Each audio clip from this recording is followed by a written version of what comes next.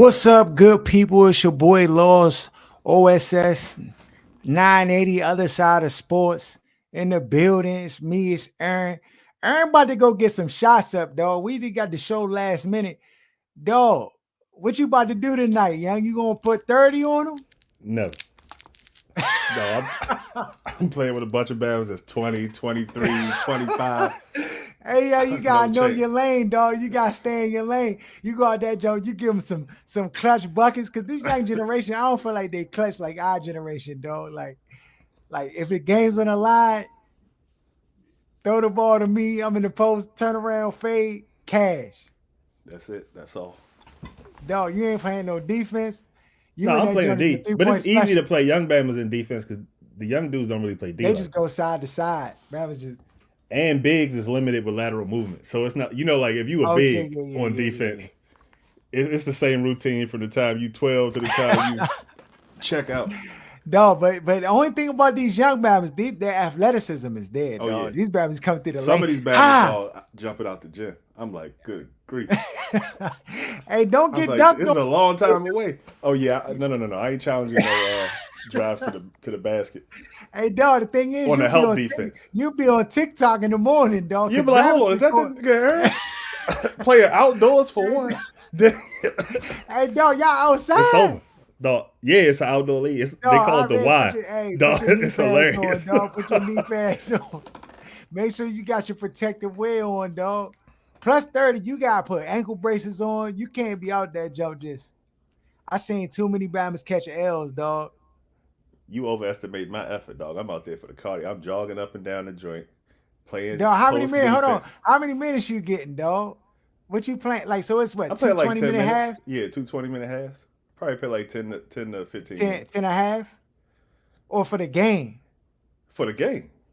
Oh, so you about 15 minutes. Yeah, So for the you whole like you joint. like a Lou Williams out there, Joe. Like you come off the bench, you give him a couple choice buckets at the end of the game.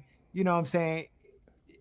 You gave him about like 10, 15 points. And play in the middle of the zone Oh, on okay. defense in the 2-3. So, So yeah, so you the but we got veteran some leadership we out got there. some You young bammers that Donis can get Haslam out get there, buckets Joe. out there. No, I'm not that garbage. I'm shooting 70%. So Okay. Okay. You say, but your guards is nice. we got some young bammers that can get buckets though. I think you get buckets. Even in our era, could get buckets like Oh, word. nice. Okay. All right. Yeah, that's encouraging. Cause now you don't feel like you have to carry the team. You can just go out that jump and just contribute. Oh, I got bamboozled into the draft. I thought I'm about to be in a 35 and over league or 40 and over Uh-huh. type league. The Bama that asked me to play, he coaching. I play with Uh-huh. him on Saturdays and Sundays. I'm Uh-huh. thinking he playing on the team too. Nah, he got me out there drink with the young Oh, he Bama. got young Bama's, dog. I ain't know it was outside. I ain't know it was young. The joint is hilarious if you see the joint. Okay. It's a little Rucker Park. Where is Joan at? It's in Annapolis. They call it the Oh, Y. okay. They do it like every year. It be Bama's from like DC, PG, Oh, Baltimore out the okay. joint. Okay. So that junk growing. You need to take the camera out that junk, get some footage, dog. If it was See 20 what they years do. ago, ain't nothing. Yeah, you say I don't want no tape. That's be like, Bama much try trash is hard, this Bama talk?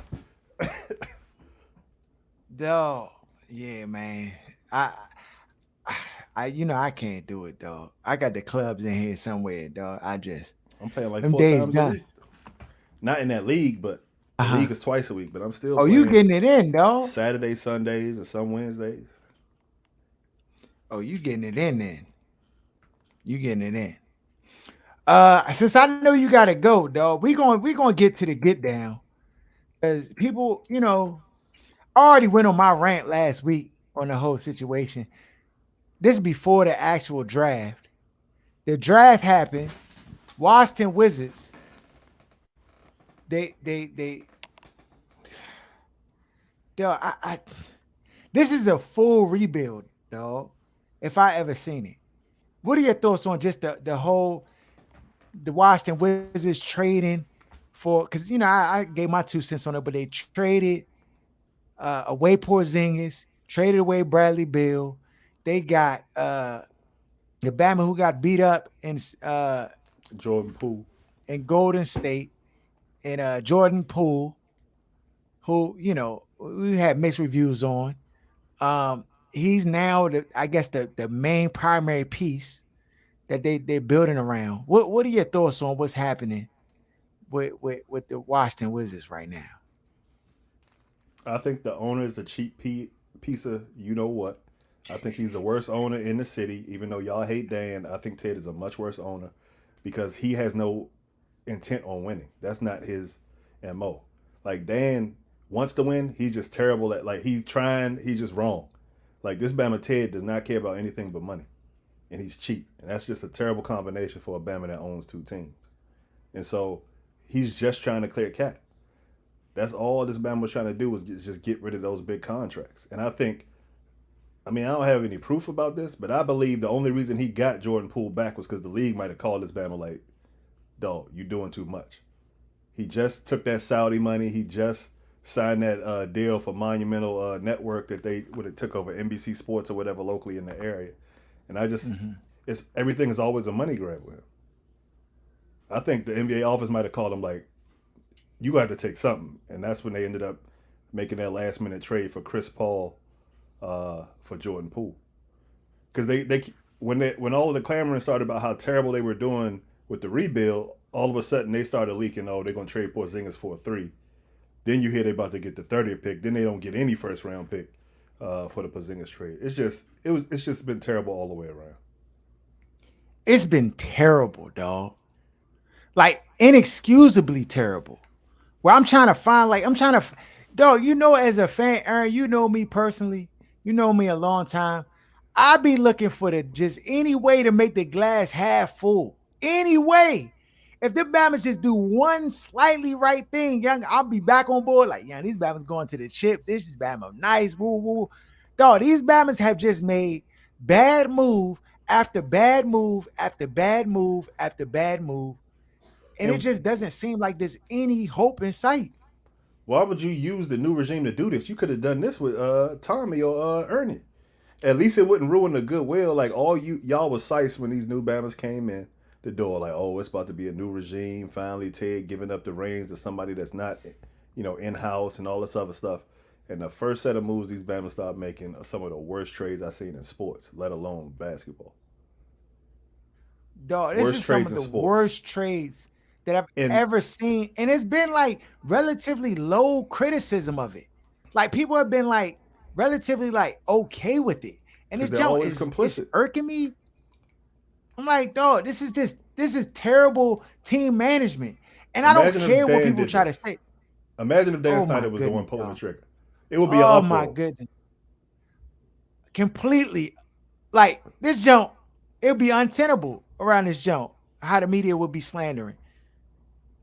And nobody's like really taking them to task. And they're like, oh, this is a part of the rebuild, and they really couldn't get anything back, and their hands were tied. And it's like they had to make these moves. They did not have to do this. Bradley Beal had 4 years left. Porzingis was going to opt into his option. Like it's just excuses. The only one that was really on the outs was well, it was Kuzma. two Hachimura, who they traded and Mm-hmm. got nothing back, and then Kuzma. Mm-hmm. Yeah. Now they bring in this young kid, Bilal Kalabali. I mean, he played alongside Victor Wembanyama, and they talk about him being as a nice prospect and all of this stuff. But I just is he only a prospect because he played with Wembanyama? Like if He, he didn't play with Victor, would we be talking about him? Like I just and we also talk about how Ted is always enamored with these foreign players. It's always a business, move to me that it looks like it's never about just the basketball. And so like the guy had a growth spurt where he I think grew like 6 or 7 inches mm, in one summer. But is that the grounds you use for drafting a guy? So it's just he's like the ultimate prospect because you really don't know what you're gonna get from him. Like, is he a guard? Is he a forward? Is he still growing? Like he's super young, so that's good. But mhm. it's just so many unknowns when it comes to him. Yeah, I just don't know, dog. The Jordan Poole joint is a little head scratching to me, just because I'm not rebuilding my team around this Bama, Ern. I think it was forced. I really believe that was forced. He's a good player, and I don't think they intend to build around him. But I feel like they were forced to take something. Like the league, I believe somebody's like, dog, this is getting out of hand. It's unwatchable. And keep in mind that this is the time where they're calling and re-upping the season ticket holders. Like the Bama's called me like 3 days before they start making all these BS trades, trying to get me to upgrade my seats and all this other kind of stuff. So it's like, Upgrade him to where? How can you call somebody to ask for money in the same time that you're destroying the franchise? you know, it was 3 days, so they must have had this in mind. Like, hey, we got to get as many people signed up as we can because it's about to be ugly. Dog, it's already ugly, Aaron. It's already ugly. You look at it, they got Tristan Vucevic. Another I foreigner. don't know if he's related to Vucevic, brother. I don't know, dog. But second round picks, you might as well just put me and you on the team, Aaron. If you getting second round picks like that, like I just Right, give me a 10-day contract if you're just pissing money away on Bama's that you're never going to see. They still got another Bama from, was it France that never showed up, that or Spain that they drafted like a couple years ago. That just he's like, I ain't going over there to that. yeah, it just Vic Cretchit, whatever the Bama name is, or Yannick Zoza, that might be him. I ain't never seen him, Aaron. Never seen him. Yeah, it's bad. And again, I would not be supporting the Washington Wizards. Uh, I just can't, bro. I just can't. Um, I know you out of here, Aaron. Hey, man, have a good game, bro. I need you to go in. I need you to go in vintage mode and go ahead and drop 30 real quick. Get them bumpers buckets one time. And hold it down. So be easy, my good man. Protect yourself. Make sure you wear your ankle braces, your knee braces out there. And I'll catch you on the flip side. Uh on to some other stories, right? So is the big man in the league, is that whole situation done? Like is big men in the NBA, is that just done? Because we had this year in this draft, we had three really good, talented big men just not get picked up in the draft. So you had Adama Sanogo from UConn, you had Oscar Tashibwe from Kentucky, and then you had Drew Timmy from Gonzaga. Now, Drew Timmy, that Bama old. I mean, I get it. He like, he I'm not drafting him. Fine. But like Tashibwe, that Bama size and his athleticism, like a he could be an add to a team. Like I don't know why teams just overlooked him and just I mean I know it's gone to the swing guard and bigs who can shoot. I know like the game is transition there, but like there's still a place for these men, dog. And it's unfortunate that the league is just that they've just kind of like pushed them out. Maybe it's just a style of play, but they've had pretty good. I mean, they've had really good college careers to just then not even be drafted. Um, so I mean, I don't know, man. I don't know what's going to happen with the big position. I mean, you see, like guys like Jokic show that, like, if you have a dominant big, that joke can be a game changer for your team. Um, and I know, like, those guys specifically, they're kind of limited. Maybe not Drew Timmy so much. Like, he has a little bit more versatility in his game, but he's not like the athleticism that just jumps out the gym or jumps out as you, just not there. So I really don't know, like, what will happen, like, in the future with bigs in the league. Which brings me to another big that's in the league right now, Draymond Green. What is the future for Draymond Green? Yeah. Um, I would anticipate that the Warriors would try to work out a deal to re-sign Draymond Green. He's not going to get or command the big dollars anymore. That's done. Um, to me, Draymond Green is really like a plug-in guy who can get you, 10 points, 7 rebounds, 6 assists. He can help, be a leader for some of your young players on the team. Uh, outside of like a Jordan Poole, you know what I'm saying? I, I just think it'll be hard for Draymond Green to command big dollars, which I think he's aware that he just won't be commanding.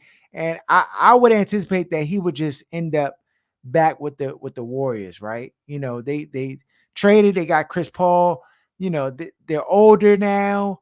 It doesn't seem like they're trying to transition to a younger group.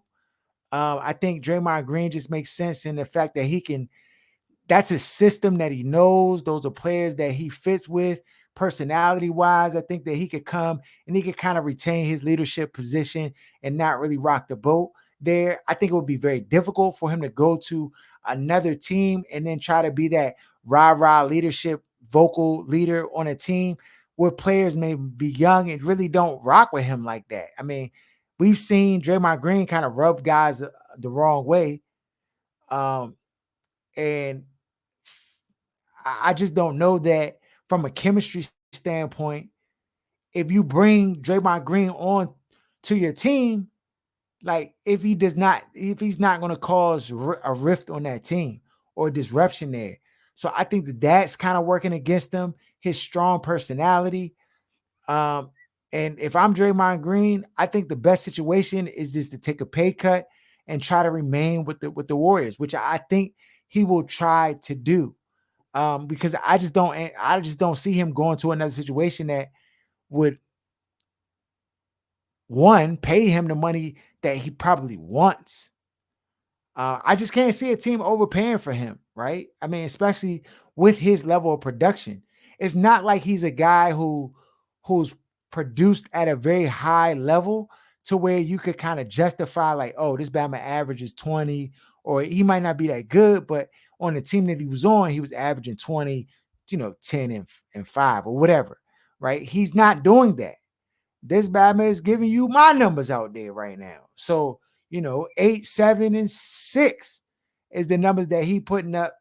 And, partially that's, some say that was one of the points of contention around the whole Jordan Poole, Draymond Green situation was the fact that, Jordan Poole was like, dog, you, you and I forget the actual term that he had for him, but he called him something like a workman, dog. Like you just a regular dude, you just put regular numbers up. Like you don't do nothing, you don't move the needle, essentially. Um, and it led to the fight. But I think Draymond Green's best bet is just to try to do a team friendly deal with the Warriors because I just don't see another team paying him the kind of money he might want. And for him, it might be cool. He might just be ready to call it quits. If a team's out there is willing to give him the bread, then he'll take it. But if not, I think Draymond Green has kind of established himself outside the game to a level to where, transitioning away from it probably wouldn't be too difficult for him. I mean, there's some athletes where it could just be tough. I think Draymond Green will be okay. I mean, he's been vocal, you know, later half of his career, and he has a strong personality. So I mean, I think overall he'll be fine. Um, with or without basketball. Um, Damian Lillard, future with the Blazers is in question. He met with the team. Damian Lillard, loyal guy to the city of Portland, is probably going to stay put there. But I mean, his career is just wasting away, dog. I mean, I know there's a lot of guys who just join super teams, and that's the whole thing. And Damian's like kind of, stood on his block that he's just gonna stay with Portland, come hella hot water and just ride it out and stuff like that. But I mean, and granted, I think there's a benefit around that because you're comfortable. You kind of stay the man in that situation, and that's a leveraging tool that you can have to command the big bucks on that squad, and you're good. But like if he's talking about winning, and if winning is really like a primary focus of Damian Lillard's, then staying with the Blazers is not conducive to that. Like it's almost disingenuous to say that he wants to win and then stay with the Blazers because they're just not in it. The team is not fit to win nothing that matters, dog. They don't have what they need in order to win. It's just the bottom line. And there's no knock to Damian Lillard. It's just the reality of the situation.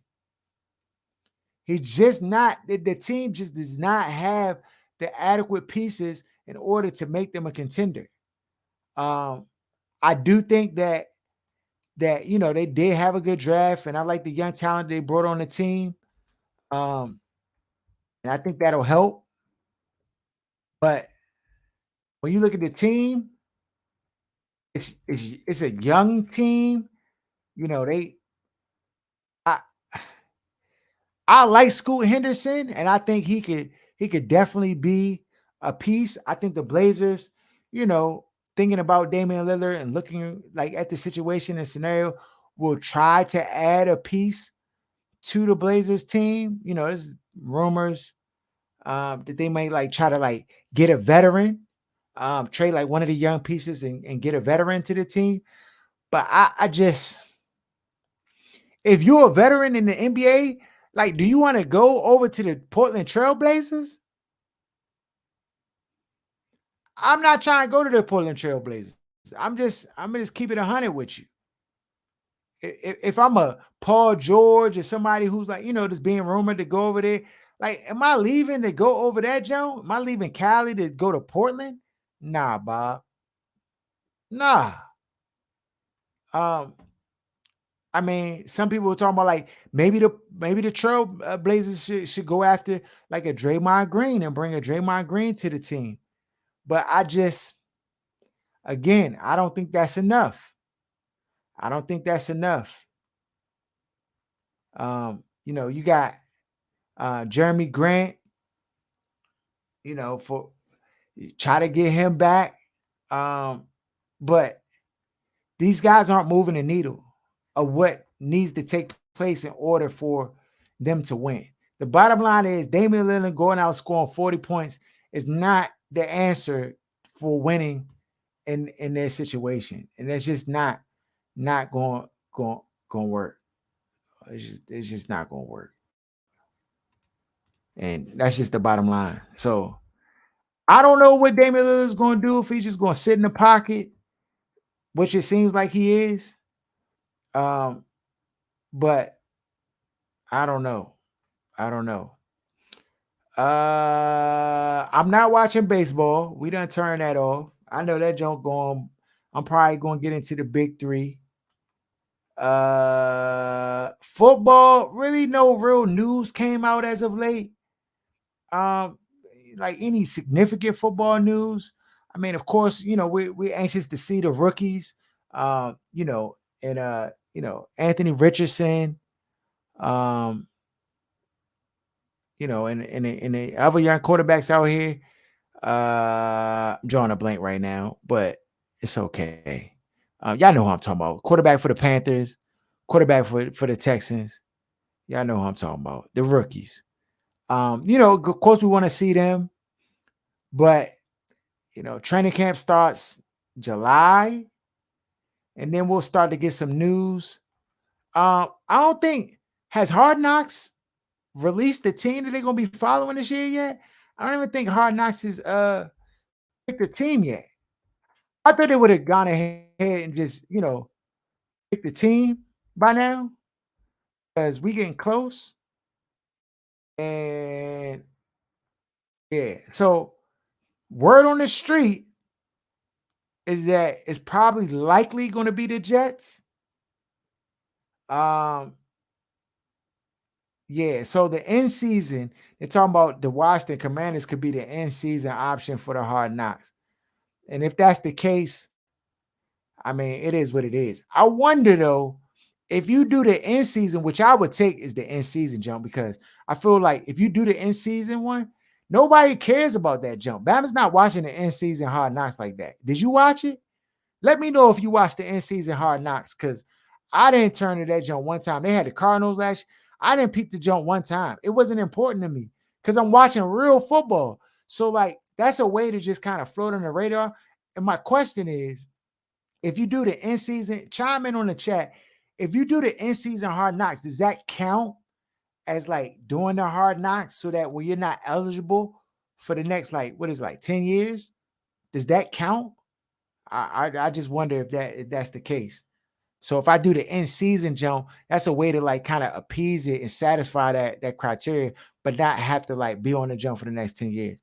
Because if I had a choice, I'm definitely doing the end season jump. So if the Commanders get the end season, that's not too bad. The Jets do if they get picked for the regular season, then that I mean I think that's fine. I'll be interested in that. There's some intrigue there. There's some storylines there, you know. Um, and I'll be willing. Like I think that's good. I think from a league standpoint, you kind of want to stay away from the Commanders just because this whole situation with the team is still not all the way settled.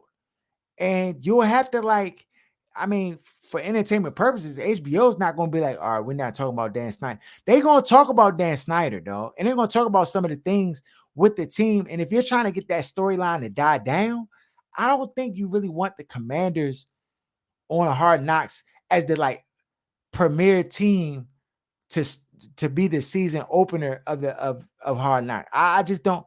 It's just probably going to be a bad look. And then you got the Mary Jo White investigation that we should have been had 10 years ago. I mean, I'm trying to figure out what these Bams is doing, though. We know what they're doing, though. We know what they're doing. They redaction here, redaction there, redaction. You already knew. So if you're trying to steer away from that, maybe by the end season, you would have had a lot of that kind of be settled. You got new ownership in there, and a lot of that could be quailed, and people not really talking about it. So you can focus on the football aspect of it, and then it won't be as much of a disruption, this, and that. So, you might be all right to do it in season. It's just gonna be interesting to see, who they choose, what situation they go with. I hope it's not the Commanders though. Even though that would make for good fodder and entertainment, no question. But yeah, I'm not necessarily a fan or like that of the Hard Knocks for the so free agents out there. We got Dalvin Cook. Uh, he's got offers to look at. Apparently, there's offers on the table. I know he was trying to go with the Dolphins. I know the Patriots was trying to talk to him. The Jets, the Broncos are potential suitors for the running back. What do y'all think? Excuse me. It's the best spot for Dalvin Cook. I thought about it, and Dalvin Cook is interesting because he's like a zone running scheme running back who has not really been able to like maintain his health. Um, he's not really a hard-nosed running back or one that I would consider. He's more like a finesse running back, in my opinion. So I don't know, like, yeah, I don't know, bro. I don't know what team really would probably be the best fit for him. Because a lot of the teams have running backs there that really kind of sit as the bell cows for the most part. But like I guess at this point of his career, he would just be a mix-in running back. But I don't know. The running back position in the NFL has taken a dramatic turn. Like NFL running backs used to be like the thing. Like you think about like the LaDainian Tomlinsons, the Barry Sanders, like they used to be like the hottest commodities for teams. When you think about teams, you thought about the quarterback and then the running back. Now running backs are like an afterthought. They're afterthought when it comes to like paydays and stuff like that. They're not getting paid like that. We've seen like the model of paying for running backs just kind of switch and go downhill. I think Derrick Henry probably was the last running back who got like a super payday, maybe Alvin Kamara, but like it's just happening less and less and less and less. And you know, they've made the running back position be expendable. And we've seen it.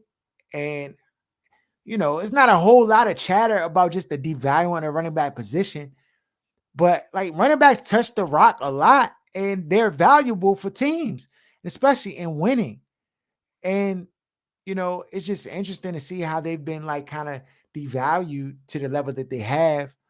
Um, and I guess it's just the business model of the NFL. They say like it's bad business for these guys who take so much of a beating and like in the mix to then be getting paid, to high levels like quarterbacks and wide receivers and stuff like that. And you see it with the Saquon Barkleys of the world, how they're just trying to like restrict him or restrict the contracts and try to devalue him in many ways when he's probably the most valuable piece on that team and on that offense. When you think about like value, like you should pay the most valuable person that should get the most bread. That's just how it's to work. But like the NFL, their business taxes is just different, bro. It's just different. So that's that situation. Um, you got DeAndre Hopkins who's still out here in the free agency. Why different teams is being discussed, for him potentially going to.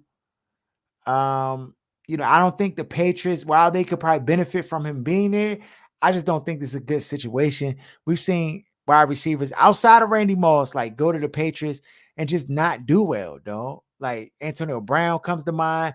Like the way that they just structure their practice regimen and all that stuff. Like if you're a veteran and you've kind of earned some equity in the league, that's just probably not a place you would want to go. And I think for DeAndre Hopkins, who's reportedly not like a practice guy who's, going hard in practice. He just kind of like, I'll say a diva, but like he just earned a right to just kind of chill out and expend energy where it matters, right? And game day, he shows up and he's ready. And there's not a lot of situations you can find in a league where you kind of given that leeway or that rope.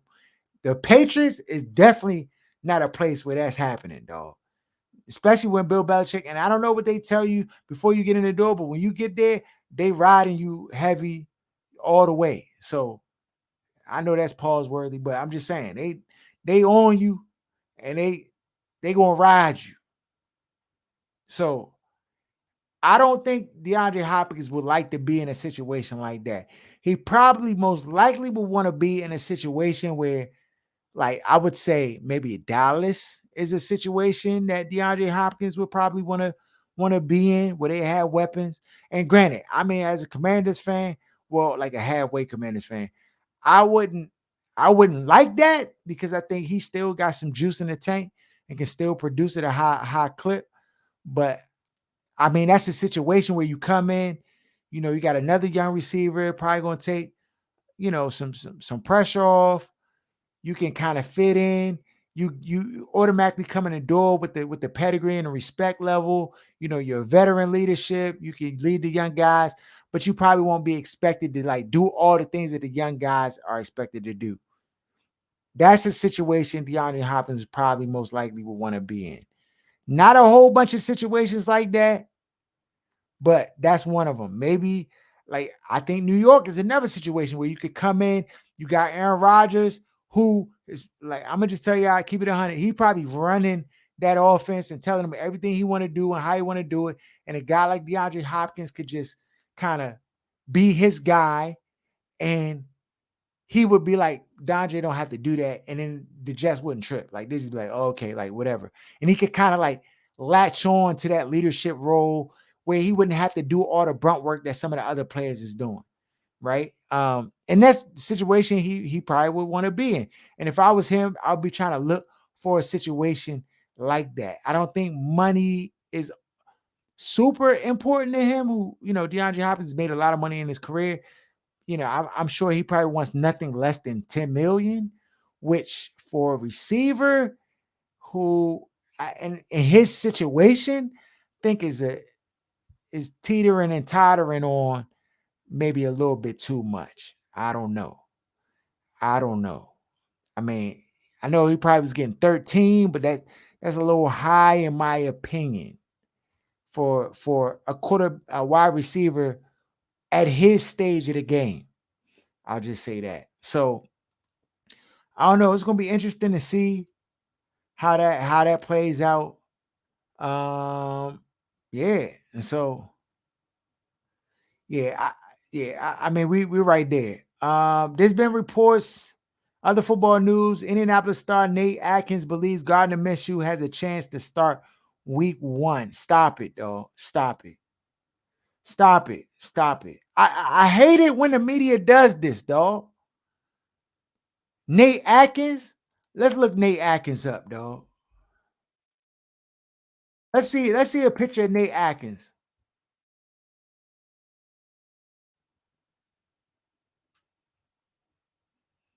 Let's see what Nate Atkins is talking about.